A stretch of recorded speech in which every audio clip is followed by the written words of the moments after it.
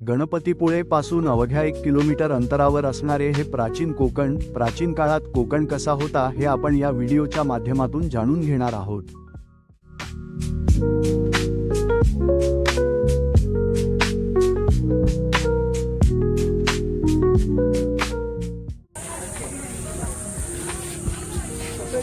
Ticket काढते mobile किंवा कॅमेराने जर मध्ये फोटो काढणार असाल तर वेगळा चार्ज त्याचा पण लागतो।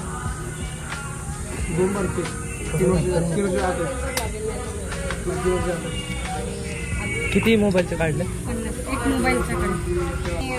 बारकाल्यांचा नाही आहेत 3 वर्षांच्या पुढे सगळ्यांना नसतो आता अंधार आहे। एंट्री कुठून आहे?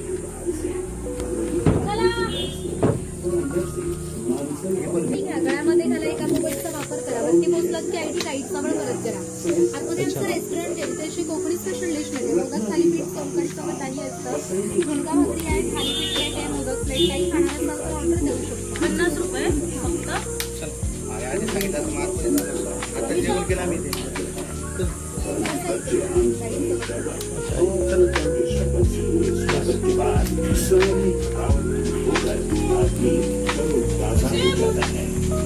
विश्व में जैविक विविधता के स्तर पर जाने जाने नष्ट हो रही सर्व संपदा को कोकण जैसे अपने हृदय में सहज रखा है। यहाँ चीते, पैंथर, भालू, अनेक प्रकार के जंगली जैसे और ऐसे अनेक प्राणी, बड़े बड़े मगरमच्छ कोकण के लोग इन्हें अपने शत्रु न मानकर मित्र मानते हैं।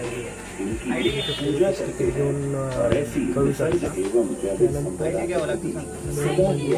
आपल्याला सगळ्यात अगोदर तिकीटचे पैसे काढायला लागतात। म्हणजे पर हेड काहीतरी 50 रुपीज आहे, पर हेड 50 आणि कॅमेराचे 50। जेवढे कॅमेरा घेसाल, कॅमेरा किंवा मोबाईल, त्याचे सर्वांचे 50 रुपीज आहे। आणि जिथे दुसरा कॅमेरा घेतलेला आहे तर त्याने सुद्धा एक व्हिडिओसाठी एक आयडी घेतलेला आहे। इथून आम्हाला एक गाईड येणार, आम्हाला ते सर्व गायडन्सची माहिती देणार।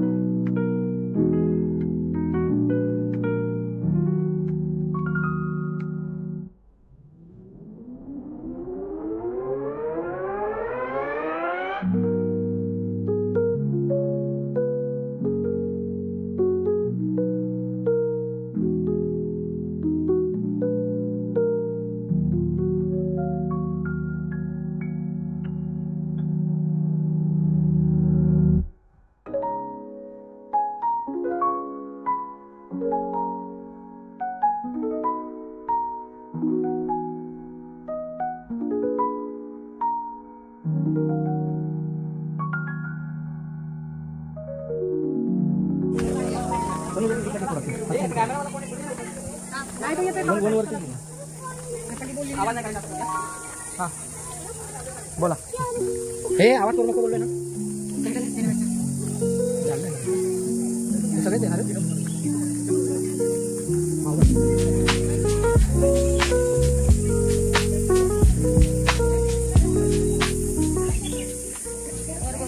नमस्कार, मी अमिषा प्राचीन कोकणमध्ये आपले स्वागत करते। Konkan tourism development and research centre ही आमची संस्था आहे। या ठिकाणी पर्यटनातून रोजगार निर्मिती हा विषय घेऊन आम्ही इथे काम करत आहोत। विविध धार्मिक ग्रंथांचा अभ्यास करून आम्ही इथे एक नक्षत्र बाग तयार केली आहे।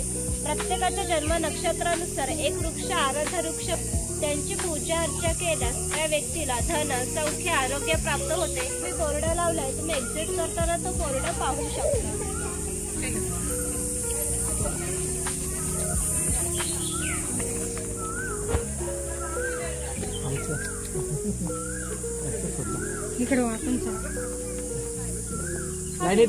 आहे आपण कोकणी माणूस वड, पिंपळ याला पवित्र मानतो, तसेच त्यांना दीर्घायुष्याची प्रतीकी मानलेले आहेत।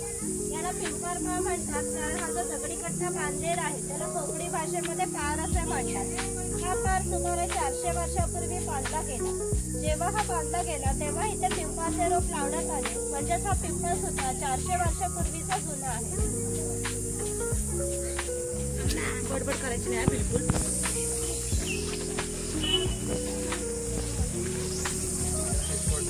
शिलालेख आहे. या शिलालेखावर लिहिलेली कविता कवी माधव यांनी 100 वर्षापूर्वी लिहिली. चिपळूण येथे झालेल्या पहिल्या कोकण मराठी साहित्य संमेलनामध्ये या कवितेला कोकणची प्रातिनिधिक कविता म्हणून स्वीकारण्यात आली. या कवितेमध्ये नंदनवन शब्द आला आहे. नंदनवन या शब्दाचा अर्थ आहे की स्वर्गातील इंद्राची बाग ही जितकी सुंदर आहे तितकेच आपले कोकणही सुंदर आहे. ही गुहा काळाचे प्रतीक आहे. गुहेच्या अलीकडे आहे वर्तमान काळ, तर गुहेच्या पलीकडे आहे 500 वर्षापूर्वीचा भूतकाळ. इथून पुढे पाहणार आहात 500 वर्षापूर्वीची कोकणी माणसे कशी राहत, त्याची समाज रचना, ग्राम रचना, खाद्य संस्कृती, परंपरा इत्यादी कशा होत्या. ज्यांच्याकडे कॅमेरा तिकीट आहे त्यांनी येतानाच फोटो काढत चला. एक्झिटचा रस्ता नंतर वेगळा आहे. गुहेतून येताना थोडं वापरून थांबा.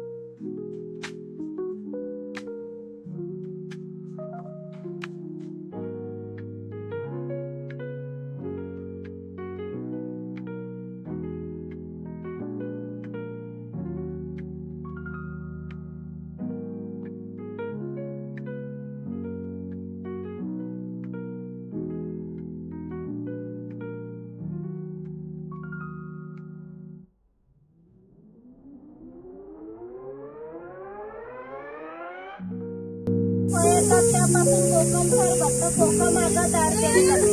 सगळ्याच्या बियांपासून तेल तयार केले जाते. यांचा वापर कैलासवासाच्या क्रीम मध्ये सुद्धा केला जातो. इथे अद्भुतच स्टॅच्यू दाखवला आहे.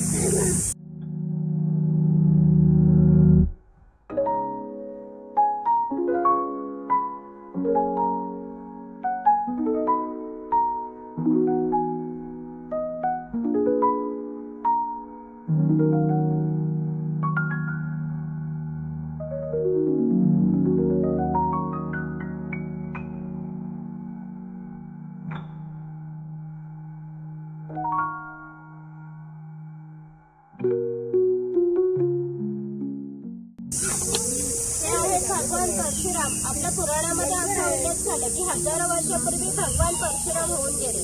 त्यांनी संपूर्ण पृथ्वी जिंकून घेतली आणि जिंकून घेतलेली पृथ्वी त्यांनी दान केली. दान केलेली कोणतीही गोष्ट आपण स्वतःसाठी वापरत नाही, परंतु त्यांना राहण्यासाठी भूमी आवश्यक होती. म्हणून आपण ज्या ठिकाणी उभे आहोत त्या ठिकाणी हजारो वर्षापूर्वी समुद्र होता. त्यांनी त्याच्याशी युद्ध केले व 40 ते 50 किलोमीटर पाठीमागे ढकलले आणि या सुंदर कोकण प्रदेशाची निर्मिती केली. म्हणून या प्रदेशाला परशुराम भूमी असंही म्हणतात. कोकणामध्ये लाल रंगाचा जांभा नावाचा दगड मिळतो. त्या जांभ्या दगडापासून हा जो पक्का रोड बांधला आहे त्याला कोकणी भाषेमध्ये पाखाडी असे म्हणतात. ही पाखाडी सुमारे 400 वर्षापूर्वी बांधली गेली. पूर्वी ती गणपतीच्या देवापर्यंत होती. काळाच्या ओघात ती नष्ट झाली. आज ती आपल्याला प्राचीन कोकणमध्ये शिल्लक राहिलेली पाहायला मिळते.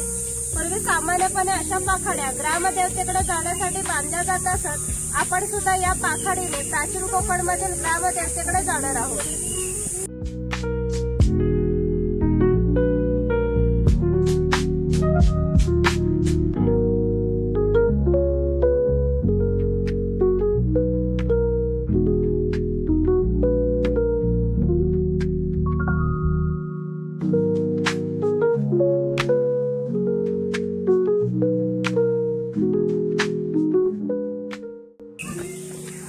वनवासी आहे. कोकणातील दुर्गम पर्वतामध्ये वनवासी लोक राहत असत. भिल्ल व कातकरी या जातींचा समावेश होता. त्यामधील कातकरी समाज इथे दाखवला आहे.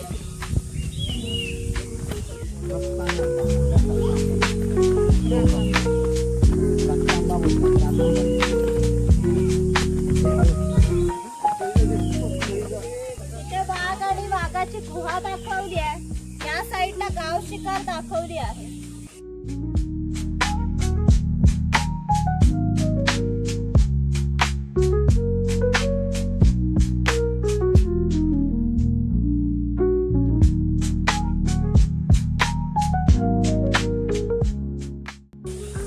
हे चिरफळाचं झाड आहे. चिरफळाची फळे ही जंतुनाशक असतात. शेतकरी यांचा उपयोग धान्य साठवण्यासाठी करतो. तसेच यांचा वापर गरम मसाल्यासारख्या पदार्थांमध्ये सुद्धा केला जातो. ते माडीवाला दाखवलाय, ताडी माडी काढणारा.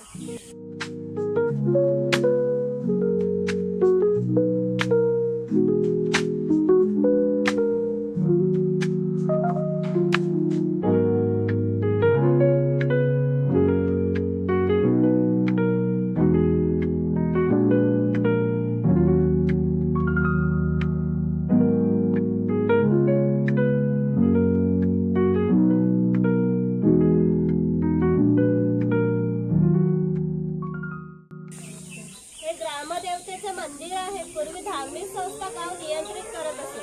गावातील गावकरी येथे एकत्र येत असत. गावातील जर दोन व्यक्तीची भांडणे झाली तर सगळा गाव इथे एकत्र येऊन गाव प्रमुख त्यांच्या समान न्यायदान करीत असे. तसेच गावातील सार्वजनिक कामे जशा पाखाड्या बांधणे, लाकडी साखव बांधणे ही कामे कोणी व कोठे करायची याविषयीचा निर्णय गावकरी येथे बसून घेत असे. आणखी एक महत्वाचं वैशिष्ट्य म्हणजे जगभर अशी प्रथा आहे की प्रत्येक जाती धर्माचे लोक हे आपापल्या देवाकडे जातात व देवाचं दर्शन घेतात. आपण कोकणी माणूस पण वर्षभर देवात जाऊन देवाचं दर्शन घेतो. पण जेव्हा आपल्याकडे शिमगा सण असतो तेव्हा हा देव या पालखीमध्ये बसवून प्रत्येकाच्या घरोघरी नेला जातो.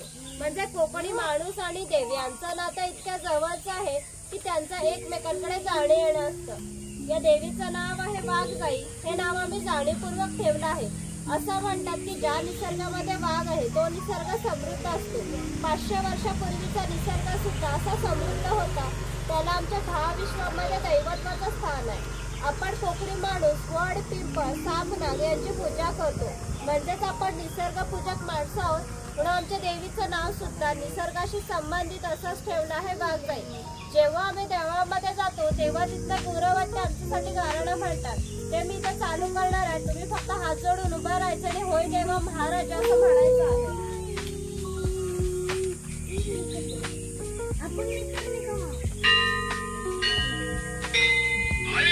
महाकाली महा सरस्वती प्रमुख पंचायत बरामदेव महाराजा आज वय प्राचीन कोकण बघायला लांब लांब पर्यटक आले आहे. तर आपली सगळी पोरा टोरा बाया माणसं म्हातारे कोतारे सगळं तुझ्या पायाशी दर्शन घ्यायला आलेलं आहे. तर कोणाची ढोपरा दुखत असती, कोणाला डायबिटीज झालेला असेल, कोणाची बायपास झालेली असेल. तर आता मी काय तुला सगळं सांगित राहत नाही आहे. पण जी काय त्यांच्या मागं इडापिडा असेल, वाकडा तिकडा असेल तर सगळं दूर कर रे महाराजा. ह्यांच्यावर कोणी करणी केला नसेल, कोणी उदाटी केला नसेल, कोणी देव घातला नसेल तर तू शिमेचा रखवाली हाय. तर सगळं शिमेच्या बाहेर चिरून टाक आणि तिथं आलेल्या पंचमी घराला धक्का लाव. देव नको रे महाराजा.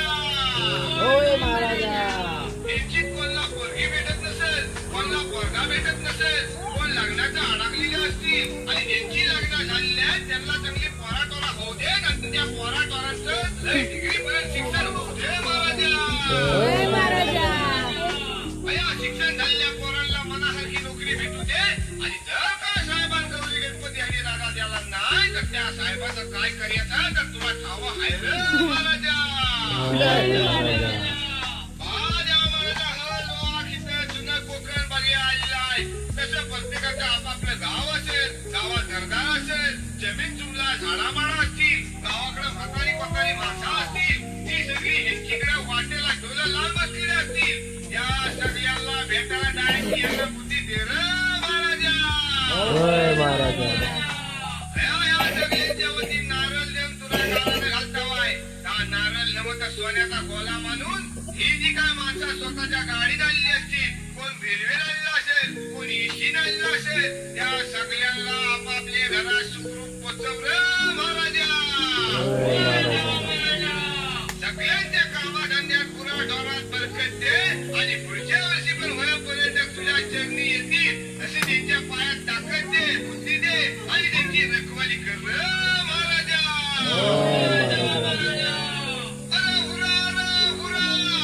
आणि आमच्या वाघजाई मातेचा सोन्याचा तुरा रे.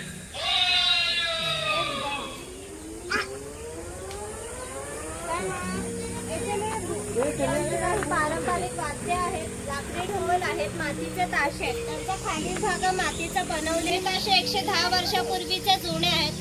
जर वाजवणारे कसबे असतील तर ह्यांचा आवाज 2 ते 3 किलोमीटर पर्यंत सहज जात असे. तर सगुणा, चौघडा इत्यादी वाद्य आहेत. हा चव्हाटा देव आहे. असं म्हटलं की कोकणामध्ये भरपूर भूत असतात. कोकणवासियांची अशी श्रद्धा आहे की हा देव त्यांच्यावर नियंत्रण ठेवतो. याला शिमग्याच्या वेळी गाराडे घातले जाते. तसेच पशुबळी सुद्धा दिले जातात. इथे वीरगा दाखवली आहे, वीर लोकांचे प्रतीक चिन्ह.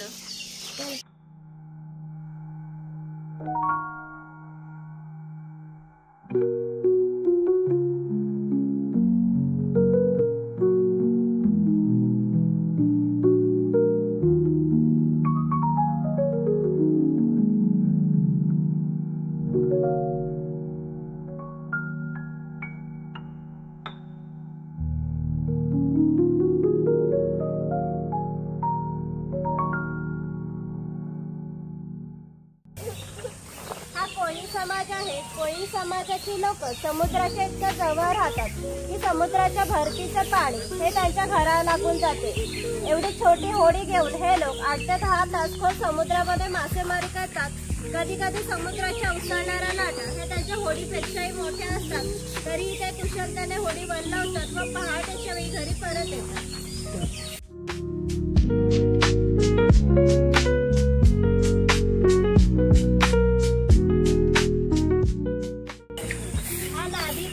कोकणामध्ये 12 बलुतेदार पद्धत अस्तित्वात होती, म्हणजे नाभिक, सुतार, चर्मकार, कासार हे प्रत्येकाच्या घरोघरी जाऊन सेवा पुरवत असत.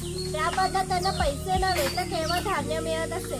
म्हणजे एका नाभिकाने एका कुटुंबातील पुरुषाचे केस व दाढी करण्यासाठी वर्षभरासाठी 4 पायली म्हणजे आताचे 8 किलो धान्य मिळत असे. एवढ्या अल्प मोबदल्यात ही लोक समाजाची सेवा करीत असत. आमच्या नाभिकाविषयी एक मजेशीर वर्णन आमच्या लोकसाहित्यामध्ये आढळतं की असं म्हणतात, गावातील प्रत्येक गोष्ट ही नाभिकाला माहीत असते व नाभिकाला माहीत असलेली प्रत्येक गोष्ट ही गावभर होते. आता तुम्ही इथे आलात, ही गोष्ट नाभिकाला समजली ती आमच्या संपूर्ण गावाला समजली. आमचं संपूर्ण गाव तुमच्या स्वागतासाठी उत्सुक आहे. प्रथेप्रमाणे आपण आधी खोतांच्या घरी जाऊ, मग गावात फेरफटका मारू.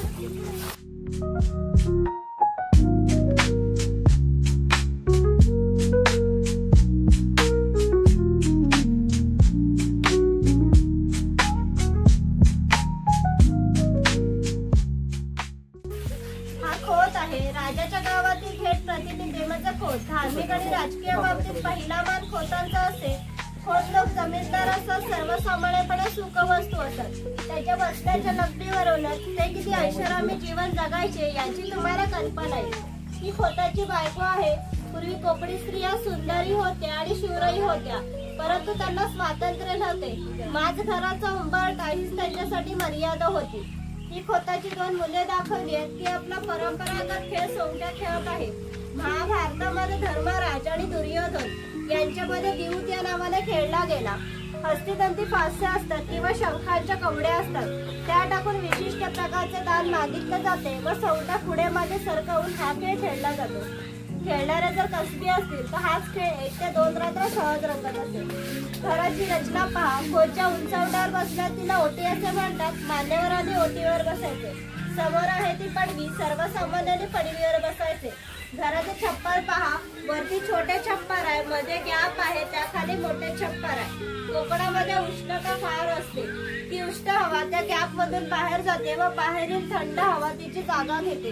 त्यामुळे घरातील वातावरण नेहमी थंड राहते. घरासमोर अंगण आहे. अंगणामध्ये तुळस आहे.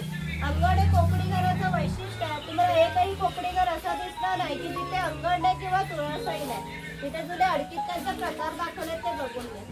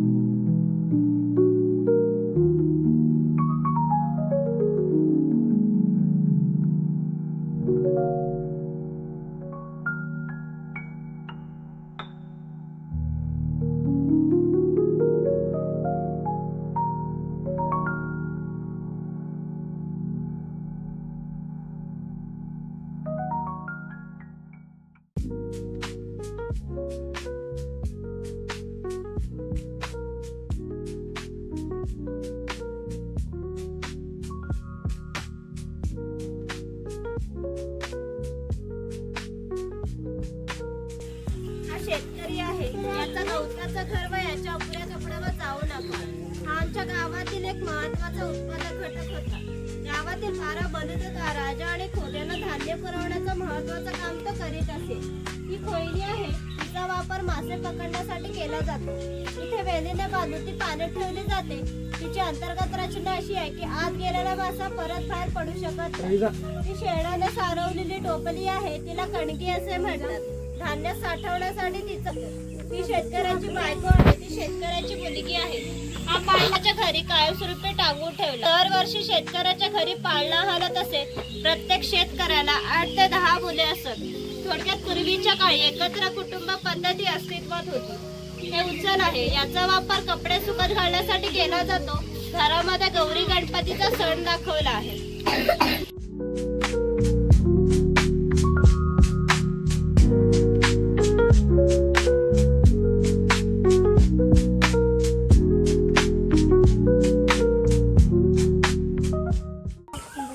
कुंभार आहे, मातीशी संबंधित सर्व कामे हा कुंभार करीत असे। गणपतीचा दिवस आले की लाल मातीचे गणपती तयार करणे, उन्हाळा आला की मातीची मडकी तयार करणे, दिवाळीच्या वेळेला पणत्या तयार करून प्रत्येकाच्या घरोघरी पोचवण्याचे काम हा कुंभार करीत असे। हे जे सफेद रंगाचे मडके दिसते ते माडी काढायचे मडके आहे। कोकणामध्ये नारळाची झाडे मोठ्या प्रमाणात असतात। तिला नारळ येण्यापूर्वी पोळ येते, त्या पोळीला आडवा काप दिला जातो व बाजूने विशिष्ट प्रकारचा झाडपाला लावून तो पाला आतील माडी शोषून घेतो व थेंब थेंब गळणारी माडी हे मडके वरचेवर साठवली जाते। काळाच्या ओघात 12 बलुतेदारांचे व्यवसाय नष्ट झाले, परंतु माडी काढायचा व्यवसाय अजूनही चालू आहे।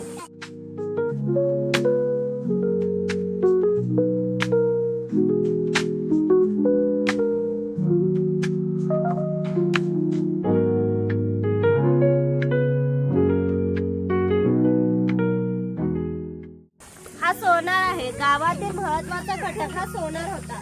गावातील महिलांना लागणारे दागिने व विविध देवी देवतांना लागणारे दागिने हा सोनार बनवून देत असे। त्याच्या या अप्रतिम कलाकुसरीमुळे त्याच्या दागिन्याला जगभर मागणी होती। तसेच शिमगा व नवरात्र अशा अन्य वेळी ग्रामदेवतेला दागिने घालण्याचा मान हा सोनाराचा असतो।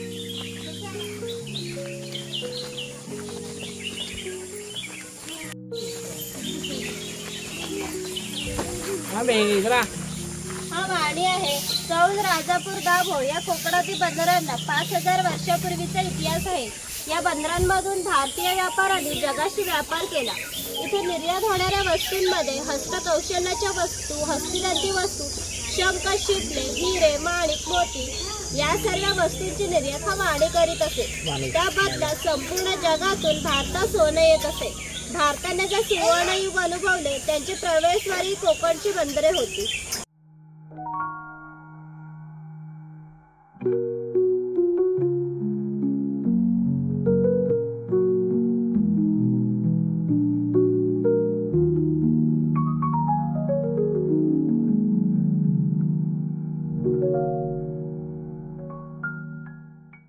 हा सुतार आहे, सुताराचे खरे काम शेतकऱ्याला लागणारी लाकडी अवजारे बनवून देणे।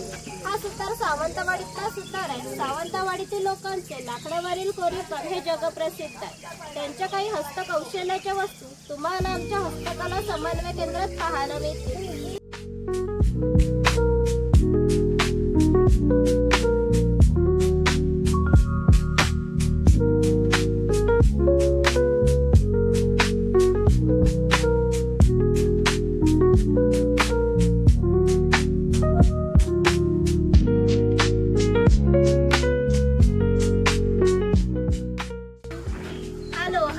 ज्याप्रमाणे शेतकऱ्याला लागणारे लाकडी अवजारे बनवून देण्याचे काम सुतार करीत असे, त्याचप्रमाणे त्यांना लोखंडी अवजारे बनवून देण्याचे काम हा लोहार करीत असे। उदाहरणार्थ कोयता, कुऱ्हाड, नांगराचा फाळ इत्यादी। 500 वर्षापूर्वी कोकणाची राजकीय स्थिती अस्थिर होती। बरेचसे लोक हे सैन्यांमध्ये होते, त्यांना लागणारी लोखंडी ढाली आणि तलवारी बनवून देण्याचे काम हा लोहार करीत असे। त्याचे वैशिष्ट्य म्हणजे अजूनही कोकणातील खोत व मराठा यांच्याकडे काहीशे वर्षापूर्वीच्या तलवारी आहेत। त्यांना अजूनही गंजा आलेला नाही, दर दसऱ्याला त्यांची पूजा केली जाते।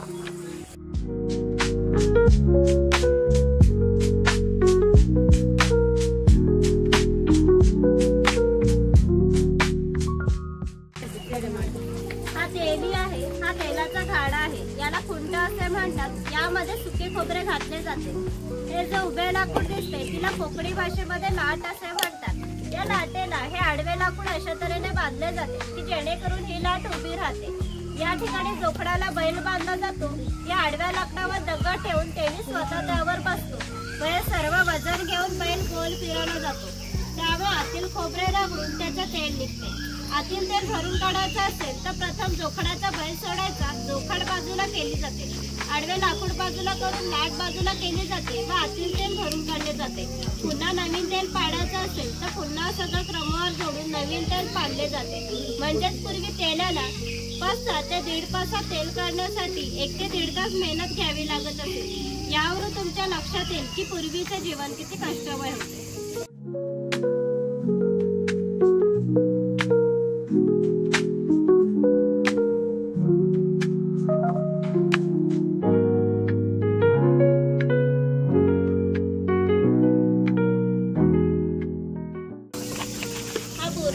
बांबूच्या वस्तू बनवून देण्याचं काम हा बुरुड करीत असते. हे सूप आहे, ती फुलाची परडी आहे आणि ही रोवी आहे. तिचा उपयोग धान्य धुण्यासाठी किंवा आजही धान्य कार्यात केला जातो. जेव्हा आपल्याकडे एखादे शुभ कार्य असते तेव्हा घरातील कुमारिका किंवा सौभाग्यवती स्त्रिया त्या रोवीमध्ये दिवा ठेवून हातामध्ये घेऊन उभ्या असतात. जर शुभ कार्य पार पडण्यापूर्वी हा दिवा विझला तर ते कार्य अशुभ मानले जाते. अजूनही आमच्या चाकरमान्याचं जर मुंबईला लग्न असेल तर ही रोवी गावावरून मुंबईला पाठवली जाते. कारण मुंबईला सर्व वस्तू मिळतात परंतु ही रोवी मिळत नाही.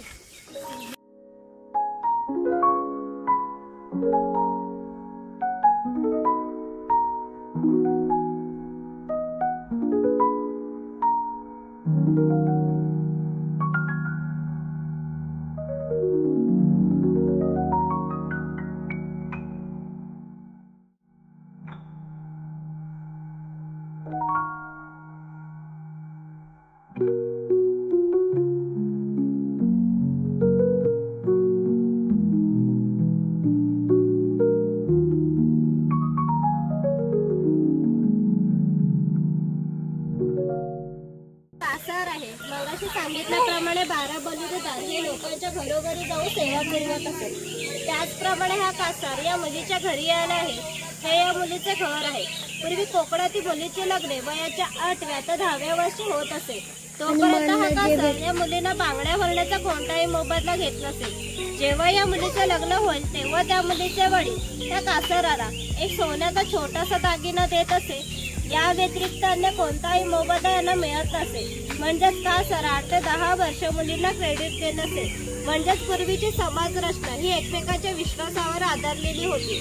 थोडक्यात 12 बलुतेदार आपले काम कोणताही नफ्या तोट्याचा विचार न करता केवळ कर्तव्य म्हणून करीत असत.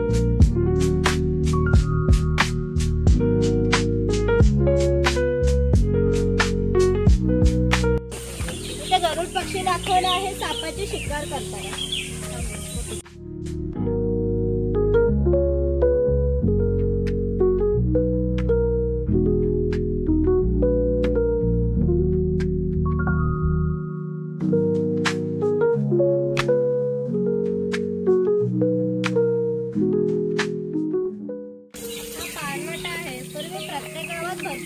जंगल होते त्यामुळे पाणीही मोठ्या प्रमाणात उपलब्ध होते. ज्या ठिकाणी गावात उंचावर बारमाही पाणी वाहत असते तिथे धरण बांधून प्रत्येकाच्या घरोघरी पाणी पाठाने नेले जाते. या पाण्यावर आमच्या नारळी पोपळीच्या बागा उन्हाळी भात शेती होत असते. उन्हाळी भात शेतीला पाणी मोठ्या प्रमाणात लागते. तेवढे पाणी प्रत्येक गावात उपलब्ध होते. ग्रामदर्शनानंतर पाणवट आहे असे ठिकाण आहे तिथे संपूर्ण गाव एकत्र येतो. लहान मुले आंघोळीसाठी मासेमारी करण्यासाठी येतात. स्त्रिया कपडे धुण्यासाठी पाणी भरण्यासाठी येतात. गुराख्यासारखे व्यवसाय गुराढा पाणी पाजण्यासाठी येतात. म्हणजे ग्रामदेवतेनंतर म्हणजे ग्रामीण जीवनातील मध्यवर्ती केंद्र हा आमचा पाणवठा होता. वरती खवल्यामंडळ दाखवला.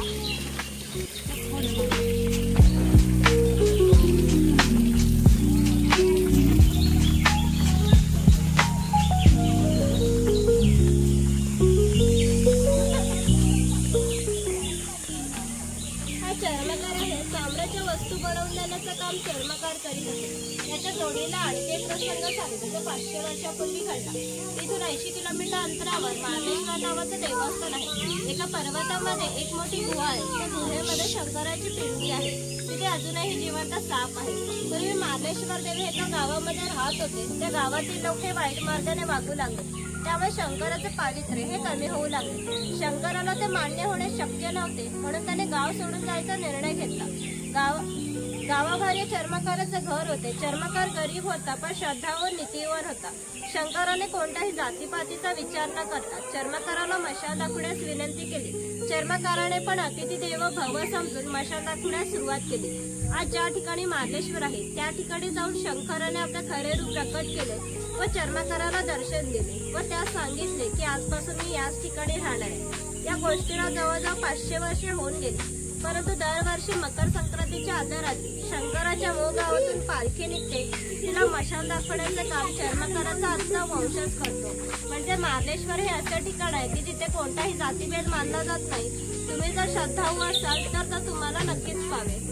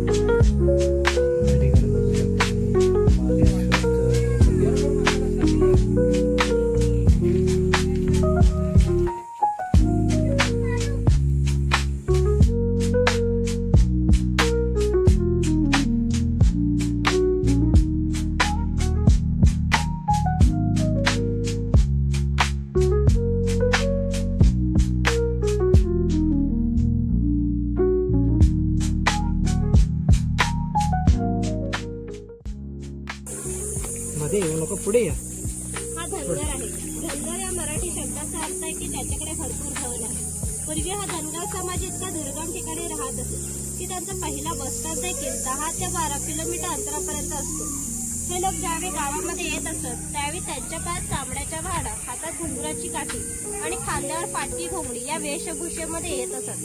असे असले तरी प्रत्येक धनगर 100 ते 125 गाई, 5 ते 25 म्हशींचा मालक असेल. प्रत्येक गाई म्हशीची किंमत 8 ते 10 हजारापर्यंत जाते. या सर्वांची जर विक्री करायची म्हटले तर त्यांची किंमत काही लाखात जात असे. एवढा धनसंपत्तीचा मालक हा धनगर होता. कोकणी लोकांची राहणीमान साधी असल्यामुळे त्यांची राहणी सुद्धा अशी साधीच होती. वरती बकरीची गोठी दाखवली आहे. जंगली श्वापदापासून संरक्षण होण्यासाठी ती इतक्या उंचावर बांधली आहे. त्याच्या आतमध्ये 2 बाजूच्या मध्ये फॉट आहे. त्यांनी केलेला मैला त्यातून बाहेर पडत असे. छपराची रस्ता जरी ओबडधोबड असली तरी कितीही पाऊस पडला तरी पावसाचे पाणी आतमध्ये जात नाही.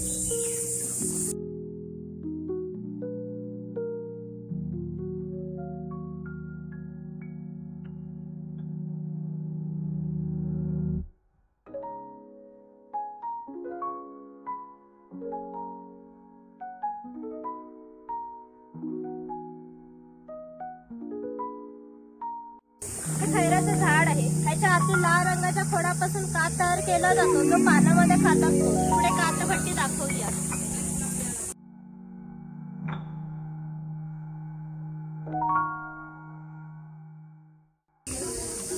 ही कातभट्टी आहे. हे जे खैराचं झाड आहे ते पूर्ण तोडले जाते. त्याच्या आतील भागाचे छोटे छोटे तुकडे करून त्या पुढच्या 4 मडक्यामध्ये पाण्यासोबत उकळले जातात. जो लाल रंगाचा पाक तयार होतो तो 5व्या मडक्यामध्ये विशिष्ट तापमानावर उकळवला जातो.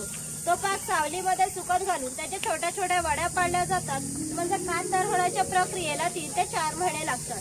इथे मशाल दाखवला आहे. पूर्वी ह्याचा उपयोग शिकारीसाठी केला जायचा.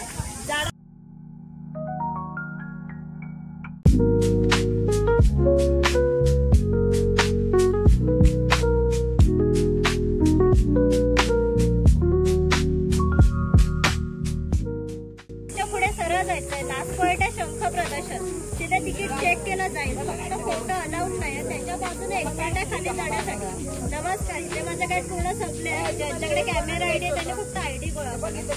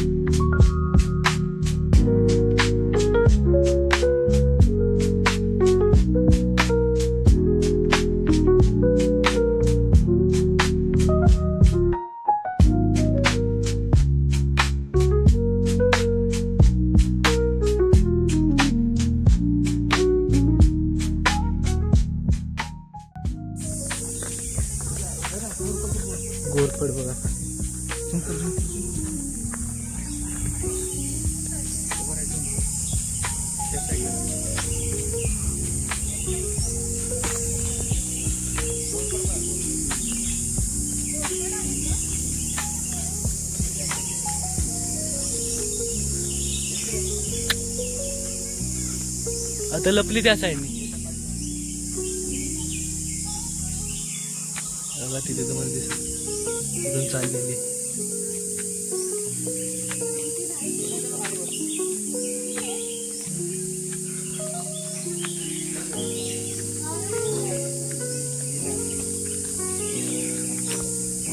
हो दिसली मॅडम, दिसली का? बघा अहो ती कुठे राहिली?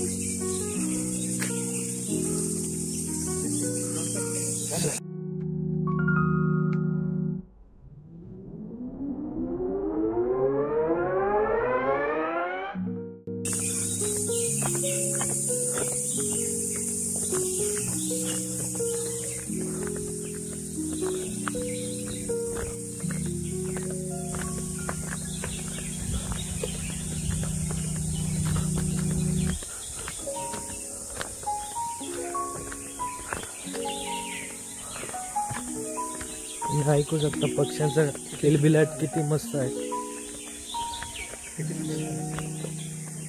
असेल चांगला असेल.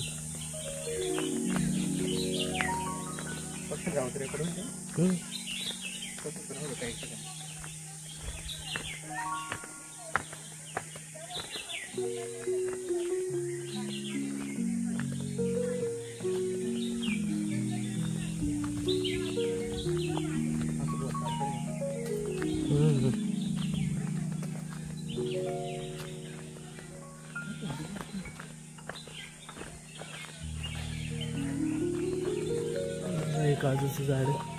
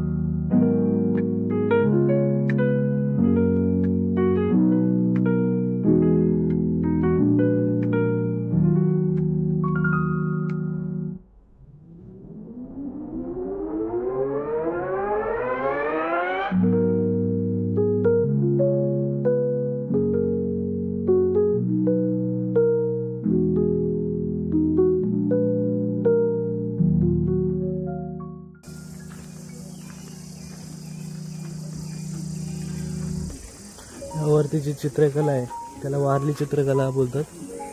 ही जुन्या काळातील एक चित्रकला म्हणून एक सुप्रसिद्ध होती ही कला. आणि बघ असे माणसांचे शरीर म्हणजे दोन त्रिकोण असायचे. हा एक त्रिकोण, हा एक त्रिकोण. त्यानंतर त्याला पाय काढण्यात येते असेल, मग डोकं वगैरे. तुम्ही प्राण्यांना सुद्धा बघू शकता. तुम्ही ते त्रिकोणी आकाराचाच वापर केलेला आहे. तुम्ही